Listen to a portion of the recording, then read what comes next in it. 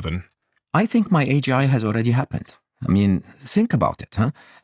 AI writes better than me and I'm an author. And researches better than me and I'm a thinker. Sadly, it's freaking beat me in mathematics. Like, I have no hope to beat it in math. If AGI is already here, then why are you still here? Because people said that when AGI arrives, we're all No, so when AGI arrives, as I said, most of the jobs that are not differentiated will go away. But the jobs that are differentiated, those who master AI the most, will become even better at. So the challenge, however, is economic. It's not AI. The challenge is that this job loss at the bottom of the knowledge worker is going to sadly trigger an economy that might actually spiral out of control. But no, I think there is a hype. I call it the hype dichotomy, if you want. So what the general public sees about AI is overhyped, but ineffective. You know, all of the fake videos and all of the, Grok did this and, we attempted to switch off that machine and it did that and so on. What the real geeks see inside the lab is just unbelievable intelligence. And so what is about to happen is that we've started to put together systems that develop themselves. They look at their own code and they run experiments and they test those experiments if they changed something and they see where the machines are, the performance is, and redeploy the best code. Okay. And if you just think of that, I want you to try and imagine a world where we have a tiny little genius sitting in the back end somewhere trying. But instead of trying a new code every day, it's trying a new code every microsecond. Eventually, sooner or later, they'll discover something, right? And I think that's what most people don't realize. What most people don't realize is how I think there will be a very serious differentiation between those who plug into AGI and those who don't. What is the symptom that we notice is when we look at the news or whatever? You'll see people like you and I building a company in 6 weeks, and people that are not fully plugged into AI really struggling to find a job. Okay, so unemployment is going to be the key symptom in 2027. Yeah, and also I think on the positive side, you're going to see incredible scientific discovery. One of my predictions, not in those envelopes, but science itself is just, we're opening up Pandora's box, to be honest. By 2030, what do you expect the symptoms of AI to be? So jobs, as I said, I'm bold a little bit on this, on the fact that 30% of jobs would disappear by 2028. Okay, of some sectors, not all sectors, by some sectors will disappear by 2028. So up to 30% of jobs will be gone in 2027 to 2028. So you're borrowing IQ from the AI at the moment, and then you're selling that to someone through books, through... Sometimes selling it to someone, sometimes just enlightening myself, which I have to say is the biggest waste of compute humanity is struggling with today, is that you give people the ultimate form of intelligence and they use it to write a message to their girlfriend. So on this point of you're borrowing that IQ and then you're selling it to the world, that's how you have a job. Like correct. Yeah. Right. So my next book is written with an AI. Yeah. So we're co-authors on the book. She has editorial rights. She decides the direction of the book, and the book is better for it. So why doesn't the world just buy that intelligence directly from the AI? Is what I'm trying to get at. Because I have an asset that the world still needs and will always need, which is a human. So when I tell the world that I'm worried about the future of my daughter, everyone feels my heart, which AI will never be able to replicate, because they can tell you we're worried about our daughters, but there was no daughter. To tell you, interestingly, I started to change my mindset in terms of believing those who put their actions where their words are. So Anthropic coming out and saying, I'm not going to allow my model to be used for human targeting and surveillance, right? That's someone that's losing a $500 million deal because they stand by their ethics. The next week or the next, I don't know, couple of weeks, OpenAI takes the contract. That's someone that's basically telling you it's good money, right?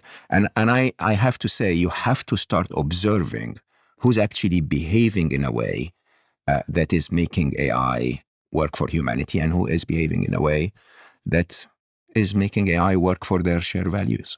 Yeah, I do have to say, when Dario and the team at Anthropic did that, I did have a huge amount of respect for them. Generally because it just shows that there's some kind of like, they've got their own sort of moral, ethical boundaries.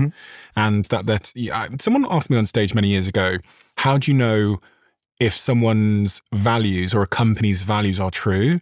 And I said, look at what they're willing to sacrifice in the near term that's against their incentives. Correct. That for me is the essence of like understanding if someone has integrity or is principled, is they will give up something in the near term for what they believe in over the long term. For sure.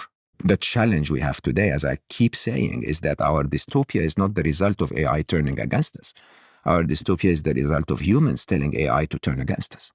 Not calculate with mathematics that this is going to be our future, that AI is going to be used in the next 4 to 5 years to kill a lot of people, whether it's targeting by Israel of leadership that is against them, or whether it's, drones by Iran, or whether it's Palantir. I think it will sneak in on us. And it's not a bad thing. I think most people need to think of it this way. AGI is it's almost as if it's that moment when your kids become smarter than you, okay? In a very interesting way, there's nothing wrong with that until they're annoying as hell, okay? And we can make sure that AI is not annoying as hell. So there's absolutely nothing within me.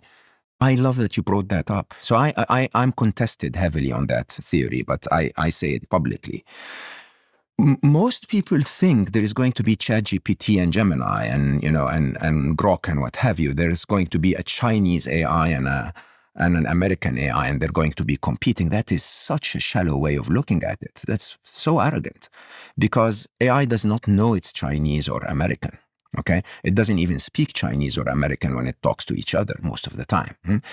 And most interestingly, we are gearing them. We're building them to cooperate. So you will build an agent, and that agent will go and find the best language model for any single task, regardless of which side of the fence it resides on. Okay, we by definition are connecting them. And you know what that means? It means that what we're building is not multiple brains, we're building multiple regions in a brain. Okay, and agents are the synapses between them. We're basically, eventually, as arrogant as we are, we're going to tell our AI to do something, and the AI will go like, hey, buddy, another AI, can you help me on this? Can we work together on this? And my vision, and the reason why I started Emma, my startup, by the way, is that we the world's first trillionaire before. Oh, yeah, probably well before then. Well before 2030. I think Elon's about to IPO SpaceX, which is likely to make him a trillionaire. Yeah, I think the concentration of power that comes with that is quite drastic when you really think about it. And that's 2030 is just a few years away. I think the team wrote this wrong. Artificial superintelligence will arrive in 2032 to 2035. I think artificial superintelligence will arrive the minute AGI happens. So it doesn't really matter if AI is 1 billion times smarter than you or just twice as smart as you. Once we cross beyond AGI, ASI is just very, very soon. And yeah, I think we'll overcome that when we get to the fourth inevitable, when AI is in charge of everything. I genuinely believe that we will end up in a utopia of abundance. I genuinely believe that, again, physics, mathematics, and biology will tell you that superintelligence is benign, and that we will eventually end up in a good place, not because humanity has done much to get us there, not because our leaders have suddenly turned ethical, but because our unethical leaders have gone out of the equation and were replaced with a super efficient minimum energy principle that doesn't see value in anything that's destructive. So the future is going to be great. Those who make it to 2038 will enjoy it, yeah. Those who make it. For sure. I mean, World War II didn't destroy the world, but ask those who went through it. It's just an interesting idea that actually it's just your forecast. We have an entire generation that is out of college today that will struggle, unfortunately. And my advice to them is learn the tool and focus on human-centric jobs. Like what? Like playing jazz.